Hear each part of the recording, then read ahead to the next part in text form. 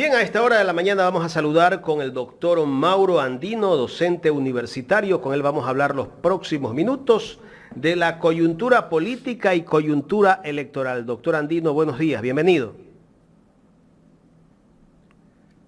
¿Sí nos escucha? Muy buenos días, estimado Jaime. Sí, perfecto y claro. Muy buenos días, estimado Jaime. Carla, qué gusto poder compartir con ustedes. A las órdenes. Bien, doctor. En estos últimos días hemos visto una serie de mensajes que se han hecho públicos, esos mensajes, de parte de la candidata a la vicepresidencia de ADN, la señora Verónica Abad, pero que se han hecho públicos a través de las redes sociales, no a los grandes medios de comunicación. Ahí está prohibido sacar algo que vaya en contra tal vez de cierta candidatura. Pero cuando algo dijo por allí la candidata de la Revolución Ciudadana, la señora Luisa González, sobre el tema de seguridad o la situación de Venezuela con la de Ecuador, enseguida fue noticia en todos los medios tradicionales. ¿Qué opinión merece? ¿Cómo analizar la postura de los grandes medios de comunicación dentro de esta campaña política, doctor? Una posición lamentable desde la función periodística que deben cumplir cada uno de los comunicadores y cada uno de los medios en los que trabajan. Me parece que queda en entredicho la ética periodística, el tratamiento equitativo, justo de la información. No se procesa ni se difunde de la misma manera lo que dice una candidatura respecto de lo que menciona o difunde otra.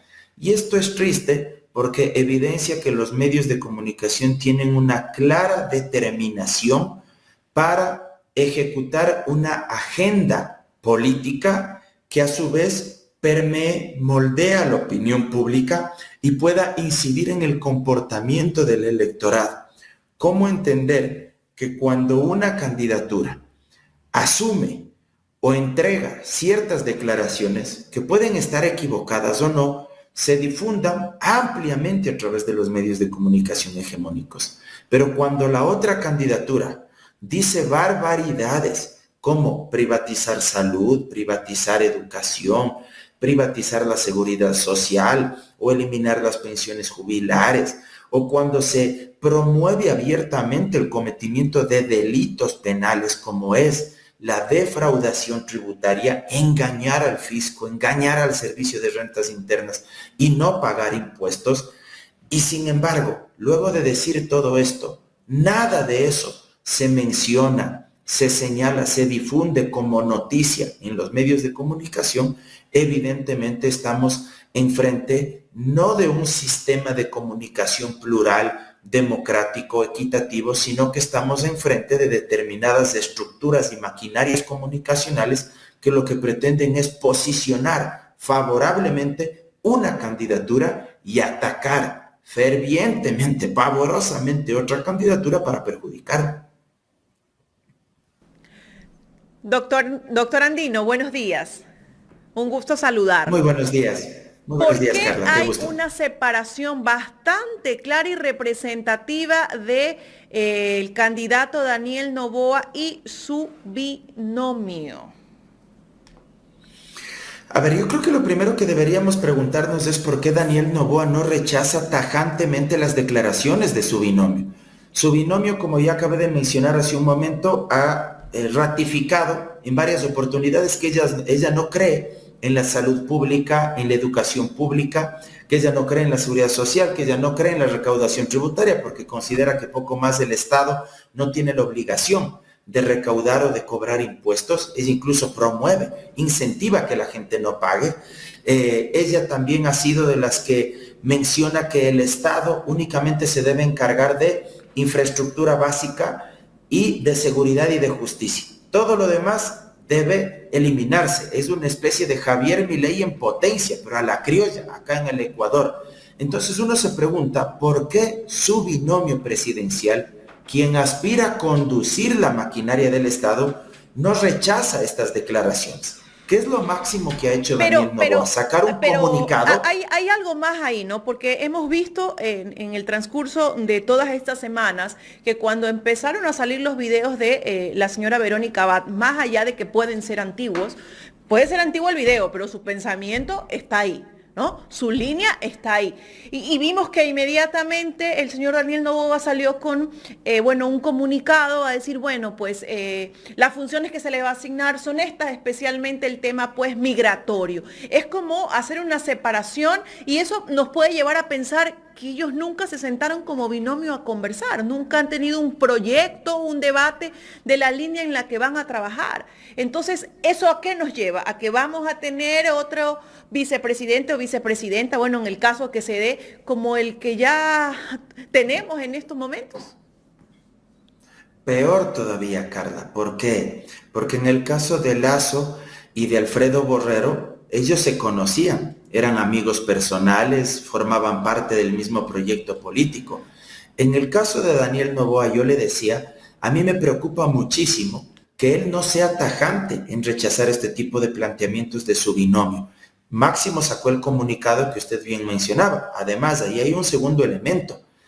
Poco más y desmerece la labor que se debe cumplir con las personas en condición de movilidad humana, en este caso los migrantes, porque da a entender que como su binomio habla barbaridades y tiene un pensamiento absolutamente retardatario y retrógrada con relación a la función que debe cumplir el Estado y las instituciones para garantizar derechos, entonces él no encuentra mejor salida que decirle, vea, vaya, hágase cargo del tema migratorio nomás, o del tema de las personas en condición de movilidad humana.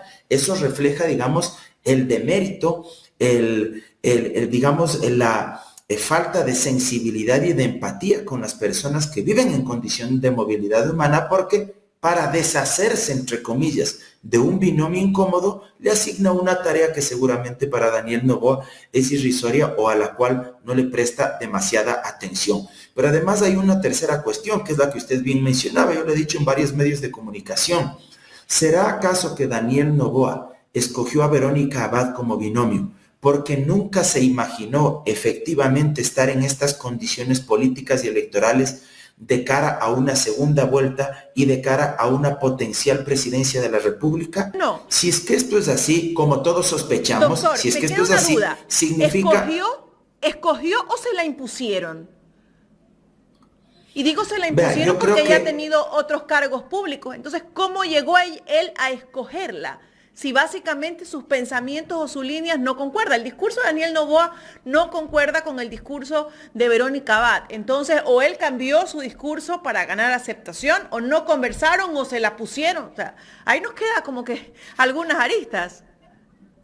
Carla, alguna precisión ahí. Yo no estaría tan seguro que él no coincida con el pensamiento de Verónica Abad. Yo creo que él sí coincide en varias cosas, tal vez no en la radicalidad y en el extremismo de Verónica Abad, pero en algunas cuestiones vaya que coinciden. Si no, uno no entendería las últimas declaraciones de Daniel Noboa. Primero, señaló que él piensa dar bonos, cupones a las mujeres embarazadas como ayuda estatal, pero a renglón seguido dijo que no les daría en efectivo, porque si les entrega en efectivo, esto incentivaría a que se embaracen por gusto. Es decir, como si las mujeres harían negocio vía embarazos, como si las mujeres buscarían quedarse embarazadas para hacer plata. Eso es lo que dijo en palabras simples y concretas del candidato Noboa. Luego dijo, sin empacho, sin ruborizarse, que en este país hay personas que buscan ser apresadas, privadas de la libertad, para recibir en las cárceles alimentación gratuita y atención médica y, por ejemplo, operarse de los cálculos renales. Y que por eso la gente busca que le metan presa. Digo, si un candidato a la presidencia de la República piensa eso, pues evidentemente no está lejos de todo lo que ha dicho su binomio presidencial. Pero aquí les respondo lo otro que usted plantea. Le impusieron, él escogió. Yo sinceramente creo que él la escogió, pero la escogió porque él jamás se imaginó llegar a segunda vuelta. y jamás se imaginó estar cerca de ser presidente de la República. Y esto debería preocuparnos a todos, porque le aseguro que si es que él habría indagado algo más sobre la vida de Verónica Abad, y él habría sabido que ella dijo todas las barbaridades que hoy salen a la luz pública, le aseguro, le firmo donde sea, que él se habría cuidado más desde lo político y jamás la habría escogido. ¿Y por qué creo que no le impusieron? Porque si bien ahora puede tener el respaldo político del gobierno de Guillermo Lasso, incluso han salido a la luz algunos audios de funcionarios públicos de este gobierno llamando a que respalden a Daniel Noboa, a las estructuras burocráticas del Estado central, yo no creo que era el candidato de Guillermo Lasso, al menos en un primer momento. Que hoy se haya convertido en el candidato de Guillermo Lasso es otra cuestión. ¿Y por qué no creo que era el candidato de inicio, de arranque de Guillermo Lasso? Porque no tenía posibilidades, porque la misma investigación cuantitativa da cuenta de que fue la última semana, el efecto post-debate, el que le hizo crecer diametral y rotundamente a Daniel Noboa. Entonces, aquí deberíamos preocuparnos del futuro del país en manos de quien nunca se imaginó llegar a ser presidente, de quien nunca ni siquiera se imaginó pasar a segunda vuelta, de quien nunca se imaginó que su binomio le podía acompañar como vicepresidente de la República y en la práctica. Yo lo que creo que él buscaba era perder en esta elección, pero perder, ganar algo, perdiendo, ganar y al mismo tiempo ganar algo. ¿Qué habría ganado en su imaginario? Posicionarse de cara a las elecciones del 2025. Y seguramente vio en Verónica Abad una persona que no le iba a dar muchas complicaciones y que al final del día le permitía cumplir la inscripción del binomio en la papeleta y tener el binomio, pero nunca se imaginaron estar en estas circunstancias y hoy por hoy pues se devela que no tenían ni un proyecto político de país, que ni tenían un binomio consolidado, que ni aspiraban llegar a donde están llegando en las actuales circunstancias. Sin duda alguna, entonces podríamos decir que fue un golpe de suerte para Daniel Noboa, justamente el haber llegado a una segunda vuelta. Entonces, ¿cómo es que llega a la segunda vuelta? Y digo cómo es que llega porque le asumen o se le asume que él llega por el voto joven, ¿no? ¿Realmente ese voto joven le va a alcanzar para ganar en esta segunda vuelta o ya no?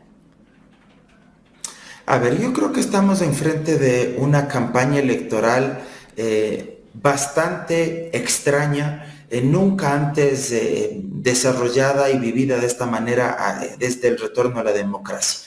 Una campaña con altos y bajos con relación a cada uno de los binomios presidenciales. En un momento determinado pudo haber existido el triunfo en una sola vuelta por parte del binomio González-Arauz. En otro momento determinado incluso pudo haber existido un empate técnico entre tres binomios, Luisa, Topic y el mismo Daniel Noboa. Es decir, una campaña muy cambiante, con un electorado muy volátil. Yo creo que el éxito de Daniel Noboa, y en este mismo espacio lo habíamos analizado, fue capitalizar el espacio del debate. Creo que eso le dio un aire y un fuelle político bastante significativo, pero eso no significa tampoco que ese sea un voto duro, inamovible, que esté absolutamente convencido de votar por Daniel Noboa. Yo creo que ese es un voto bastante fluctuante, bastante débil, que puede ir cambiando con el paso de los días y de las semanas, y que de hecho ya se lo ha visto, ha ido cambiando. Yo me mantengo en que esta elección va a ser muy cerrada, no va a existir una diferencia abrumadora entre un binomio y otro, y sobre todo creo que los errores que puedan ir cometiendo los binomios y que sigue cometiendo el binomio Daniel Noboa, Verónica Abad, les puede pasar factura, más allá de que los grandes medios de comunicación no amplifiquen o no difundan esto, que deberían hacerlo, así como hacen con el otro binomio, cuando se pueden cometer errores mínimos. Más allá de eso, creo que las redes sociales van a jugar un rol fundamental y están jugando en el sentido de que permiten llegar hasta el electorado con cada una de estas expresiones, con cada uno de estos mensajes erróneos, barbáricos, incluso diría yo en determinados momentos, por parte de Daniel Noboa y de Verónica Abad. Entonces, creo que al final del día el electorado se va a decantar por una de las dos opciones, como no podría ser de otra manera, pero va a ser un resultado bastante ajustado, no va a ser un resultado abrumador para ninguno de los dos ya cuando lleguemos a esta elección. Estamos dialogando con el doctor Mauro Andino. Él es docente universitario. Doctor Andino, hoy hablábamos con el dirigente indígena Ángel Tipantuña y justamente analizamos un poco el tema de la postura que ha tomado la CONAIE. La CONAIE ha hecho varios puntos. Entre varios puntos que tiene la CONAIE para los candidatos a la presidencia de la República, veo que hay más coincidencias dentro de los puntos que tiene la CONAIE para los candidatos, tal vez con la Revolución Ciudadana, porque ahí hay un punto que dice que hay que cobrarle a los grandes evasores de impuestos. Yo creo que por el candidato Daniel Noboa no va el tema, porque recordemos que su padre debe 89 millones de dólares al SRI, aparte le debe a los trabajadores, y ese es también otro punto que ellos exigen que se cumpla con los derechos de los trabajadores. Absolutamente, creo que hay que leer entre líneas del comunicado de la CONAIE.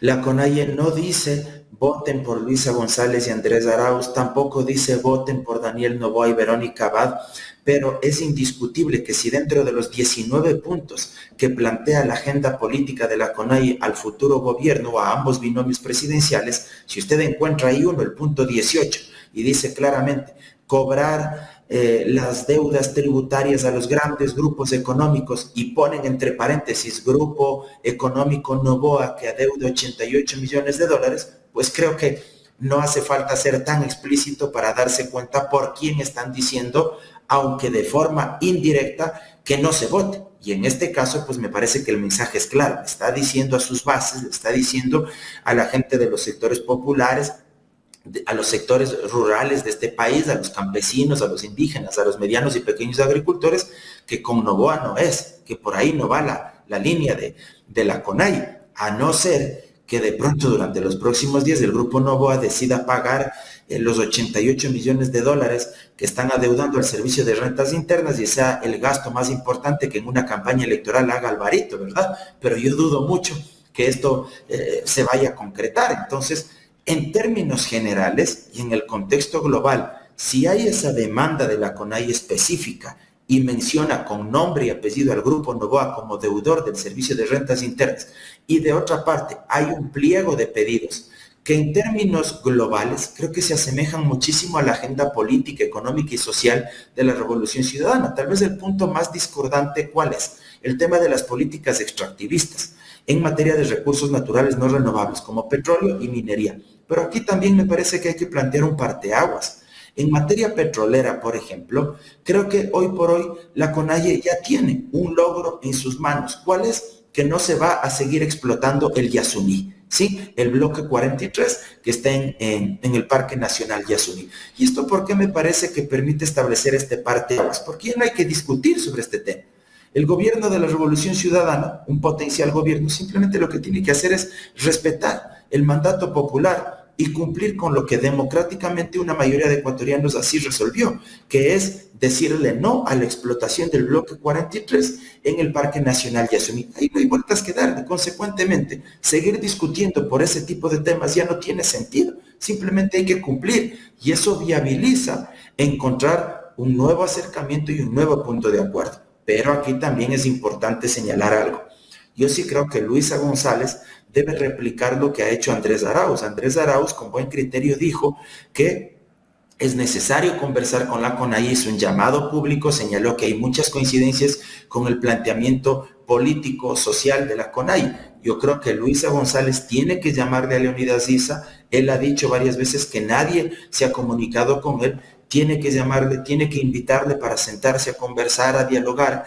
Y luego de esa conversación, si no existe ningún acuerdo, bueno, es distinto a que se diga nunca me llamaron. Pero al menos hay que hacer el ejercicio para demostrar también humildad y la capacidad de diálogo político que se debe tener con las distintas organizaciones sociales, en particular con la CONAIE.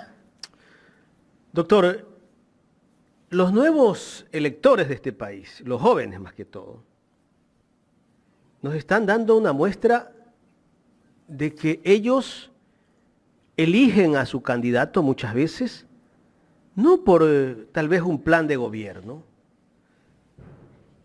tal vez porque les capta un mensaje del candidato publicado en TikTok. Porque si bien es cierto, Daniel Noboa era el candidato tal vez que menos se pensó que iba a llegar a una segunda vuelta. ¿Cómo logra enganchar a ese electorado el candidato Noboa? ¿Y qué debe de hacer la Revolución Ciudadana para contrarrestar ese voto? Mira, Jaime, yo creo que hay algunas variantes y algunas aristas que influyeron en la decisión final del electorado en primera vuelta. Primero, por un lado, creo que hay un importante segmento del electorado, no solo de los jóvenes, tal vez ahí es donde más afincado está, pero en términos globales hay un importante segmento del electorado que quiere salir de esta dicotomía de correísmo versus anticorreísmo. Hay un segmento aproximadamente del 45% de electores que no se sienten identificados con ninguna de las dos corrientes. Entonces, ese electorado está dispuesto a votar o por Luisa González o por Daniel Noboa, pero está dispuesto a votar sobre la base de quién interprete y quién encarna de mejor manera sus demandas, sus necesidades, que le hagan propuestas, pero no solo desde un punto de vista epidérmico o superficial, no únicamente el mero diagnóstico. Todos sabemos del diagnóstico, el tema de la inseguridad, el tema del desempleo, el tema de la falta de acceso a crédito público para poder reactivar el aparato productivo, apoyar a las medianas y pequeñas pymes, el tema de salud pública, de educación pública. Pero lo que la gente también quiere saber es el cómo lo van a hacer, cómo plantean ejecutar esas propuestas y resolver esos problemas. La gente también quiere saber en cuánto tiempo, que se planteen indicadores objetivos para que uno pueda decir, bueno, en los 16 meses de gobierno me ofrecen reducir la tasa de criminalidad. Si vamos a terminar el 2023 con 44 crímenes violentos por cada 100,000 habitantes, que me digan en 16 meses, bueno, ¿cuál es la tasa que van a reducir? ¿De 44 a cuánto? ¿A 35? ¿A 30? Es decir, creo que la gente también quiere tener objetivos claros. La gente también quiere saber con quiénes. Y en eso, por ejemplo, Noboa se equivocó rotundamente. Presionado ante los cuestionamientos de la falta de equipo, se adelantó a decir quiénes iban a ser varios de sus ministros. Y todos tienen la misma lógica de lo que ya se ha venido reproduciendo en el gobierno de Guillermo Lasso. Agentes económicos del sector empresarial que tienen conflictos de intereses en los sectores que van a regular. En el sector de la agricultura, por ejemplo, propuso a un señor que es el segundo exportador o agroexportador más grande de este país, luego del propio padre de Daniel Noboa, que es Álvaro Noboa, un señor que además es uno de los grandes exportadores de banano de apellido Wong. Sí, entonces me parece que ahí comete un enorme error y eso es lo que hay que desnudar, por ejemplo, desde los sectores progresistas, que quieren cooptar el Estado, como ya pasó con Lasso, no para diseñar y ejecutar políticas públicas que beneficien a todos, sino que van a estar agentes económicos que primero no tienen experiencia en lo público y que segundo tienen intereses directos en el área que van a regular, como es el área o el sector bananero. Entonces, esas son las grandes cuestiones que hay que plantear sobre la mesa. Luego, en el tema de los jóvenes, yo no estaría del todo de acuerdo, Jaime, en que ellos únicamente voten por lo que se viraliza en TikToks o por bailes o por chistes. No estaría yo de acuerdo en ese enfoque. ¿Por qué? Porque si es que esto fuera así, fíjese usted, otros candidatos que intentaron replicar este tipo de prácticas, como el mismo Sonnenholzner, como el mismo Herbas, habrían tenido más fuerza electoral en esta campaña y no sucedió así. Yo creo que los jóvenes también demandan información, pero demandan otro tipo de información más pedagógica, más dinámica, que comunicacionalmente sea más digerible. Los jóvenes no demandan entelequias ni conceptos abrumadores, ni teorías ni doctrinas rimbombantes. No requieren de conceptos rebuscados. Los jóvenes sí demandan propuestas, pero propuestas que sean mucho más pedagógicas, que sean mucho más digeribles. Apelan también a un lenguaje más cotidiano. Los jóvenes no apelan al típico político de traje y corbata o al típico político que tiene una relación vertical, burocrática, de arriba hacia abajo, en la tarima y el típico discurso de masas. No, los jóvenes quieren contenidos mucho más rápidos, ligeros, pero contenidos que les digan, que les ofrecen. Y creo que los jóvenes apelan también, y esto me parece fundamental, a un discurso de mañana, a un discurso de esperanza, a un discurso de futuro. Los jóvenes no apelan a ese discurso del pasado, porque ellos no vieron eso. Ellos quieren saber qué es lo que le ofrecemos, qué es lo que les ofrecemos ahora para transformar su vida, para poder encontrar una ilusión movilizadora. Y es ese marco mental el que hay que construir. A mí, por ejemplo, me ha agradado mucho cómo Luisa González ha dado un giro comunicacional en ese sentido. No confrontar, no pelear, que es otra cuestión que a los jóvenes no les gusta. A la mayoría de jóvenes, e incluso le cuento un poco por experiencia propia, por las clases, cuando uno conversa con los chicos, les molesta mucho el enfrentamiento, la confrontación. Ellos quieren saber qué se va a hacer para cambiar y para mejorar sus condiciones de vida. ¿Qué expectativas tienen ellos para poder encontrar un empleo? ¿Qué expectativas tienen ellos para seguir estudiando? ¿Qué expectativas tienen ellos para poder emanciparse en algún momento y poder independizarse, ya no vivir con sus padres, tomar sus propias decisiones, poder tener una vivienda digna? Esas también son las aspiraciones y los sueños de los jóvenes hoy en día.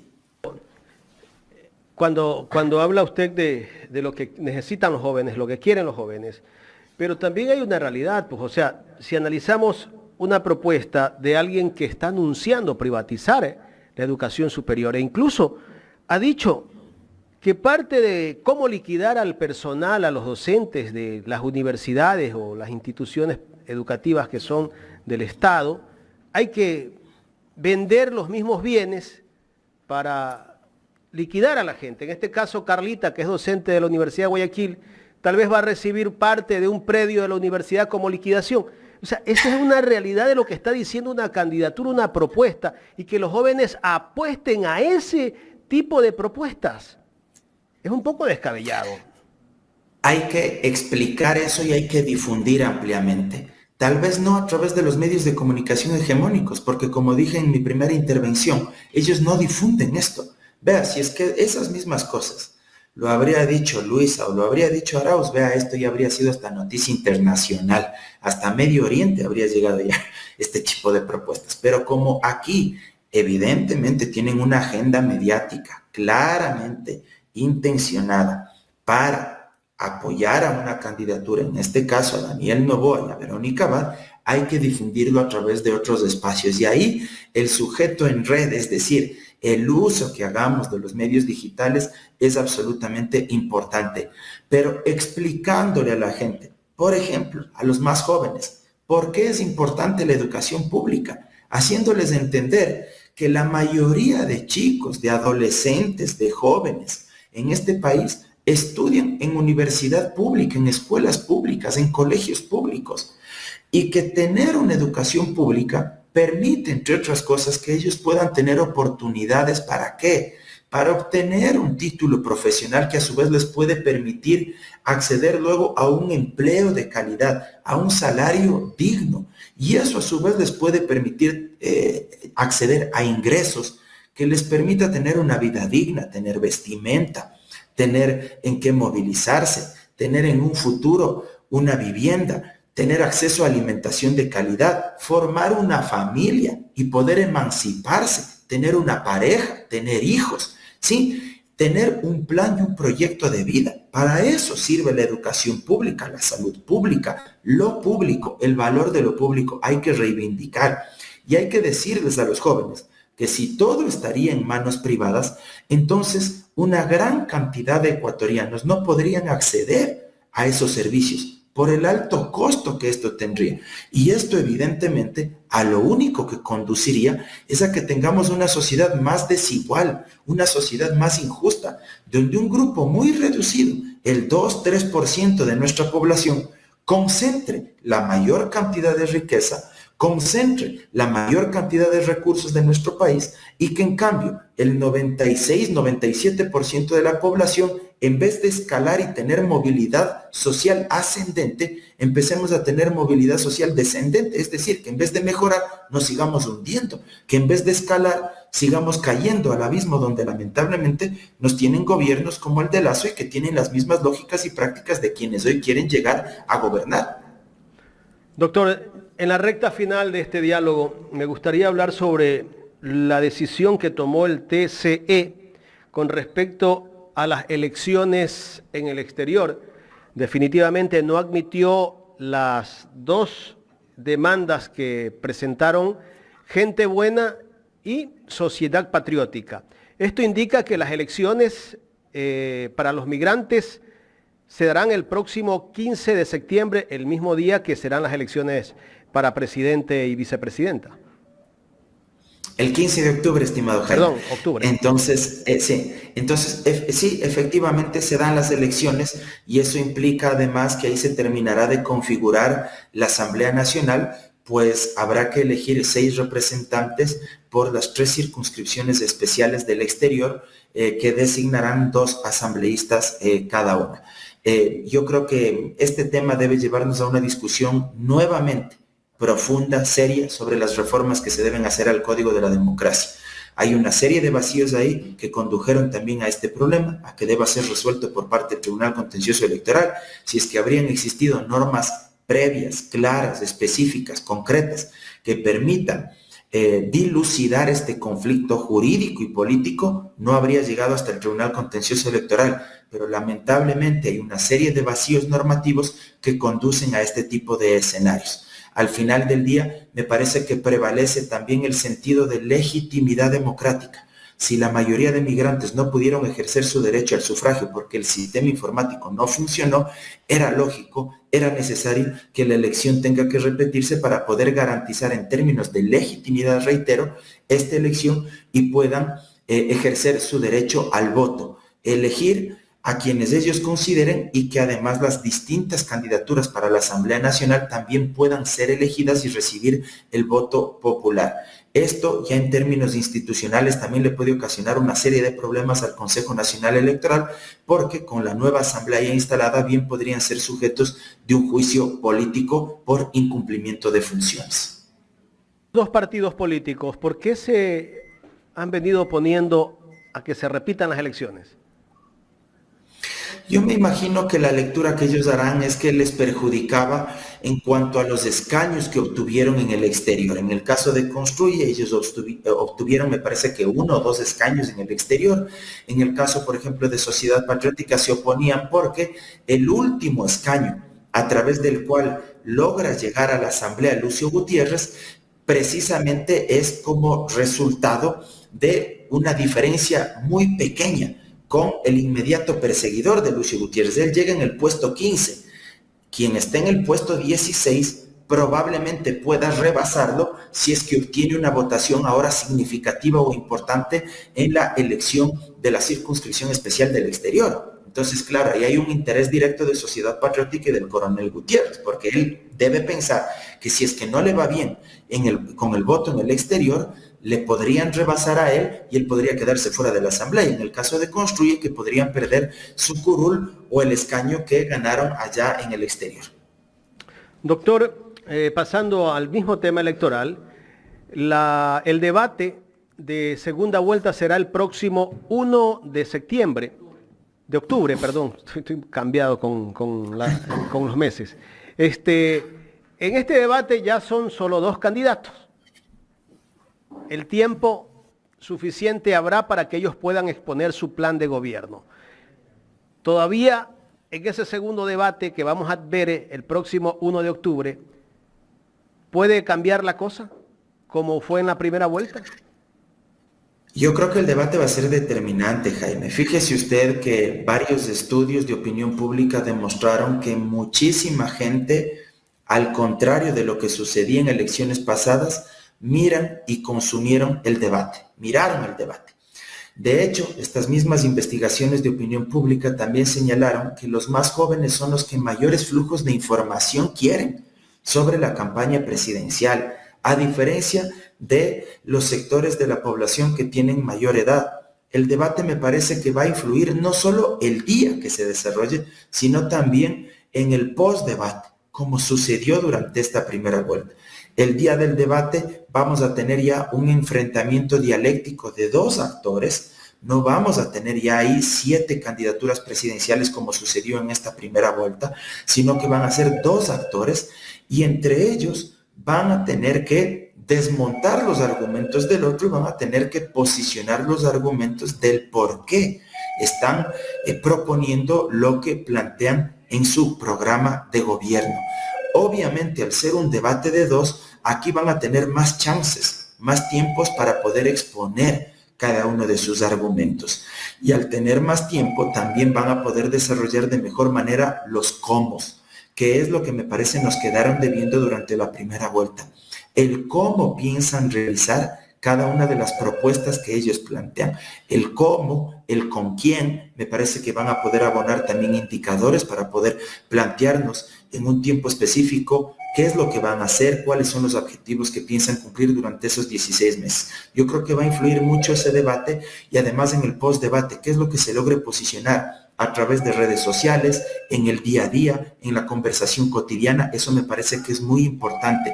Esta especie de guerra de guerrillas o la conversación en la comidilla que se puede generar en el trabajo, en la universidad, en los medios de comunicación. Creo que eso es fundamental para saber quién puede ganar y quién puede obtener mayores réditos a través del debate. Doctor Andino, ¿qué línea es la que deben seguir los candidatos para poder despuntar en el debate? Porque bueno, siempre hemos visto confrontaciones y dentro del debate anterior el señor Noboa fue, digamos así, el que menos detractores tuvo dentro pues del debate. Ahora no, ahora como ya está en la palestra pública, como digo yo, ya empiezan a salir las acciones que ha tenido él, su círculo, las empresas a las que él también pertenece. Y bueno, por el lado de la señora Luisa González sabemos que los ataques más van dirigidos hacia la Revolución Ciudadana, ¿no? Entonces, pero ¿cuál es la línea que tienen que seguir estos candidatos para realmente hacer un debate a la altura, que no solamente se base en confrontaciones, sino también en planes y en propuestas claras y concretas? Bueno, lo primero que creo en términos generales ambos van a intentar es posicionar el por qué su propuesta es la más adecuada. Y los porqués implican dar razones, dan argumentos. ¿Por qué mi propuesta en materia de inseguridad es más importante o es mejor que la de mi adversario? ¿Por qué mi propuesta en materia de salud pública es mejor que la de mi contendor? Y obviamente, acompañado a los porqués, a las razones, evidentemente debe ir acompañado el qué voy a hacer, es decir, qué tipo de políticas, de acciones específicas durante esos 16 meses voy a ejecutar y el cómo lo voy a hacer, de dónde voy a obtener fuentes de financiamiento, cómo lo voy a ejecutar, con quiénes, si solo del sector público, también con el sector privado, etcétera. Creo que eso es muy importante. Luego cada uno tendrá estrategias diferentes porque ambas candidaturas no son iguales, son distintas. Probablemente Luisa González tenga que demostrar mayor autonomía en el sentido de que ella es quien va a ser la presidenta de la República. Si bien tiene un equipo detrás, que es el proyecto de la Revolución Ciudadana, el liderazgo indiscutible del presidente Correa, eso no se puede tampoco ocultar, pero creo que ella va a tener que demostrar autonomía como actor político, es decir, como agente político, demostrar que ella es la que va a conducir y va a tomar las riendas del Estado ecuatoriano, que yo ya le he escuchado en algunos medios decir esto, y que ella es la que va a conducir y va a tomar las decisiones. Creo que tiene que proyectar autonomía, proyectar liderazgo, y creo que lo puede hacer. Creo además que tiene que hablar en perspectiva de futuro, ya lo hemos dicho, creo que así lo está haciendo, creo que tiene que proyectar también ilusión, alegría, ¿sí? Creo que tiene que proyectar esperanza, creo que tiene que tratar de desmontar los argumentos de Noboa sin que esto signifique atacarlo, porque como decía, la gente está también bastante agobiada ya de la confrontación. Y en el caso de Noboa, yo me imagino que él va a tratar de posicionar la idea de que él es el nuevo en la política, de que él es el joven en la política que trata de alguna manera cortar con las estructuras políticas tradicionales. Me imagino que va a tratar de posicionar su idea de empresario exitoso. Van a ser un poco las lógicas que él va a tratar de articular desde la narrativa y desde el relato para tratar de ganar en ese debate. Ahora, ¿qué tan nuevo o qué tan joven en la política es él? Yo creo que no pasa solo por un tema de edad, cuando uno dice yo soy joven o nuevo en la política, porque si bien cronológicamente podríamos argumentar esto con relación a Noboa, creo que él no representa en la práctica lo nuevo, porque él viene de una estructura política que aunque hoy esté auspiciándolo a través de esta Alianza Democrática Nacional, en el fondo él viene a encapsular las mismas prácticas y los mismos proyectos políticos, empezando por el proyecto político de su padre y de su madre, sí, lo que era el PRIA, las mismas lógicas, las mismas prácticas de un Estado proempresarial, que es lo que siempre anhelaron ellos. Creo que encapsula también los mismos actores de corte empresarial, industrial, comercial, que serían los que conducirían el Estado en caso de que él gane. Entonces, ese proyecto político no es nuevo, ese proyecto político de hecho ya es viejo, y lo estamos viviendo con Guillermo Lasso. Usted me hace recordar obviamente, la promoción, la campaña que él hace en TikTok cuando saca una imagen de su padre diciendo mi padre empezó esta carrera, yo la voy a terminar, ¿no? Entonces es claro, evidente que es un mensaje donde él siempre ha estado envuelto y de pronto ha sido su objetivo trabajar para ello y concuerda, ¿no? En que de pronto él entró con el afán, como dice el argot popular, de vitrinearse, ¿no? Para ver hasta qué punto podía llegar y si le convenía o no llegar.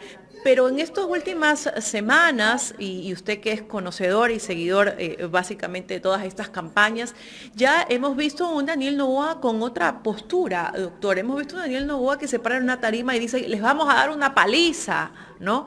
Una postura que él no tenía, obviamente, en la primera vuelta, porque él no atacó, digamos que tuvo una campaña bastante light, y ahora ya lo vemos un poco más confrontador, ¿no? ¿Esa confrontación es parte de una nueva estrategia o básicamente lo hace para captar el voto anticorreísta, ¿no? Ese voto que tenemos que decir que también tiene su porcentaje. Bueno, yo creo que es un error confiarse en política, ¿no? Yo también leí por ahí un reportaje que le hizo uno de los periódicos de tiraje nacional a la esposa de Daniel Noboa, donde prácticamente ya se daba por descontado que iban a pernoctar, a vivir en Carondelet y que ahí iba a dar a luz al hijo que tendrán. Ese tipo de mensajes me parece que no le ayudan en nada, porque además demuestran mucha vanidad. Me parece que caen en el ámbito de la soberbia y reitero, en política la vanidad, el exceso de triunfalismo nunca serán buenos consejeros y consejeras. ¿Por qué? Porque en política y mucho más con la volatilidad del electorado en nuestro país, ya lo vimos con los resultados de la primera vuelta, el mismo Daniel Noboa es resultado de esa volatilidad, nadie podría estar seguro ni de que va a ganar ni de que va a perder. Esto puede cambiar rotunda y diametralmente en pocos días. El debate será un eje fundamental de la última decisión que tome el electorado. Sin duda, yo creo que, por ejemplo, en el debate habrá que preguntarle a él, y ojalá lo haga Luisa González, que le pregunte qué piensa de los derechos de los trabajadores. ¿Él está a favor o en contra de los despidos intempestivos? De que este sea un derecho al que puedan acceder la indemnización por despidos intempestivos, un derecho al que puedan acceder los trabajadores. ¿Qué piensa él sobre esto? ¿Qué piensa él sobre la estabilidad laboral? Sobre los contratos a prueba de 3 meses y que luego automáticamente el contrato se vuelva indefinido y que tenga estabilidad el trabajador. ¿Qué piensa él, por ejemplo, de los contratos a horas, de la tercerización laboral? Más allá de que la Constitución no lo permite, pero ya vimos que Lasso sí pretendió incorporarlo a través de una malhadada reforma que nunca pasó a través de la Asamblea Nacional, que fue la primera propuesta de reformas que envió Guillermo Lasso. ¿Qué piensa Daniel Noboa sobre la seguridad social? En su plan de gobierno, él menciona ahí que respecto de las pensiones jubilares y de las jubilaciones, se podría modificar esto. Entonces, él podría, ya me abre la puerta de que él estaría pensando por ejemplo, aumentar la edad de la jubilación. Bueno, creo que hay que preguntarle sobre estas cuestiones. ¿Qué piensa él sobre la alta concentración de la tierra en pocas manos en este país? ¿Él piensa que se puede realizar una reforma agraria en este país a todo nivel, o se opone a eso porque de pronto el grupo al que él pertenece, el Grupo Novoa, es uno de los grupos que más concentra tierra en este país? Entonces creo que son las grandes cuestiones que hay que seguir debatiendo y que hay que plantearles también el día en que se enfrenten ambas candidaturas. Sin duda alguna podríamos entonces decirle a la ciudadanía, doctor Andino, que nada está dicho, ¿no? Que cada uno de los candidatos sigue en la línea de esa campaña y esa promoción electoral, y que hasta el momento nadie podría sentirse ganador o ganadora. Nadie puede sentirse ganador o ganadora. Creo que esto está abierto todavía. Aún faltan varias semanas y muchas cosas pueden pasar. Vivimos un escenario político muy cambiante. Quien asuma que ya tiene ganado algo, me parece que está pecando de vanidad absoluta. Y quien gane también debe entender que tendrá apenas 16 meses para gobernar. Consecuentemente, deberá ser muy estratégico y muy responsable para priorizar su agenda pública y las decisiones que tome en el ejercicio del poder. Doctor Mauro Andino, queremos agradecerle por haber aceptado conversar con Ecuador en Directo. Siempre será grato conversar con usted. Muchas gracias a ustedes y para mí siempre será un gusto. Les envío un abrazo enorme. Muchísimas gracias. Gracias al doctor Mauro Andino, docente universitario.